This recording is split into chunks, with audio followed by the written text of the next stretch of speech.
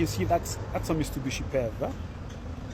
That's a Mitsubishi PHEV. We're here at a charging station, and what usually happens for Mitsubishi PHEV, if you can get the plugins, because some of the sockets for the plug-in, as you can see here, it's difficult to get the plug-in. Maybe not at home, or maybe just get the adapter here, but you can make a charging station there at home.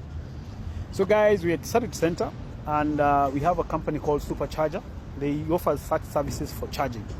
Now what you do is that you come and download the app. You come scan there, download the app, then they charge by time or by kilowatt. And then you'll have the adapters. You have different adapters for this one. You can see right now we are charging this Mitsubishi PHEV, and the adapter has allowed us now to be able to charge this vehicle. And let me tell you, what are the advantages when you're charging these cars? The advantage is that when you're charging a Mitsubishi PHEV is very, very, very simple. You get at least extra mileage on the vehicle, and this vehicle can do at least the first 100 kilometers with 2 liters. Yes, you heard me right. First 100 kilometers, 2 liters. But then there is also the charging port. Let me just show you another charging, because it's a plug-in and also a hybrid.